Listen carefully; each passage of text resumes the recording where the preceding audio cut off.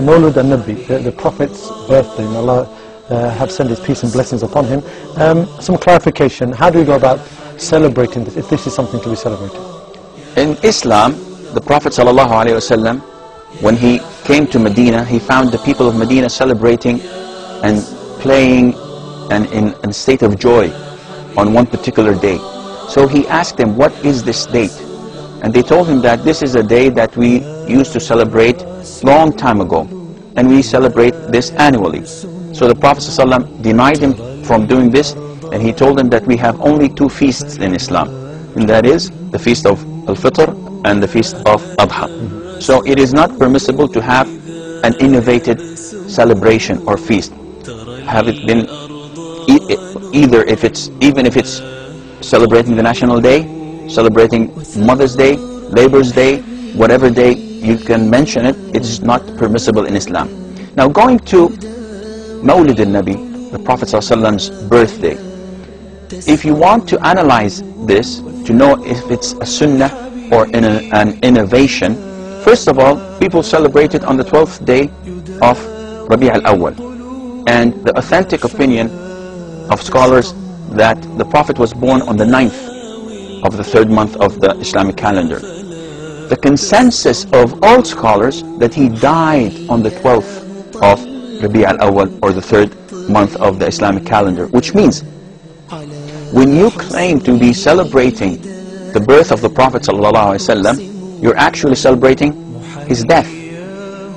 Second of all, you have to always have a pattern to follow to know if this is a sunnah or if it's an innovation. Anything that draws you closer to Allah Azza wa Jal has to have an evidence. You have to follow someone, that is the Quran, follow the Sunnah, follow the companions, in order for you to be on the safe side. So, if you come to the Maulid, the celebration of the birthday of the Prophet ﷺ, did the Prophet ﷺ celebrate his own Maulid? The answer would be no. The only indication to his birthday was that he used to fast on Mondays. He never celebrated anything to do with the 3rd month of the year, on the 12th that is. And they asked him, why do you fast Mondays? So he told them that this is the day that I was born in, and this is the day that I was revealed in. Allah revealed the Quran on that day. So if you wish to celebrate the birthday of the Prophet ﷺ, fast every Monday. The Prophet himself did not celebrate his birthday, nor did his companions, Abu Bakr, Umar, Uthman, and Ali. May Allah be pleased with them all. And no one doubted that they loved the Prophet ﷺ more than we did.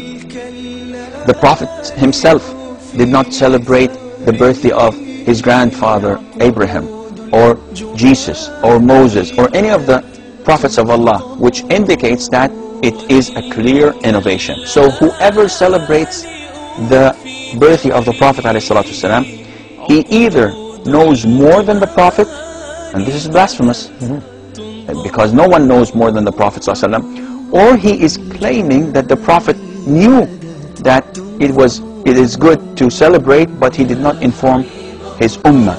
And again, he is accusing the Prophet ﷺ of betraying the message and not delivering all, and this is again an act of blasphemy. In short, celebrating the birthday of the Prophet ﷺ is an innovation, something that was fabricated not in the first 100 years or the second or the third.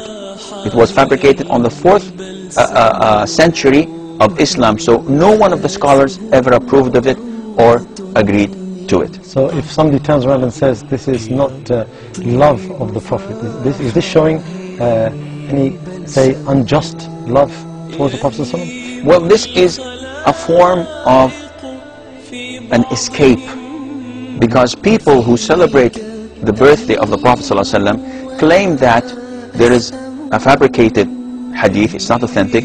They say that they say that this is a hadith, whoever celebrates the birthday or my birthday, then Allah will forgive his sins. So it's like the Christians.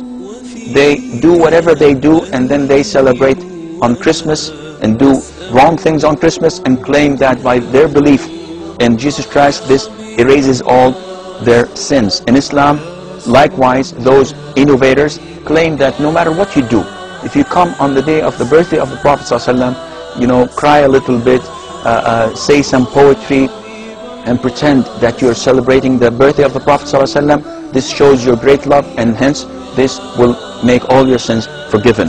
And this is completely wrong.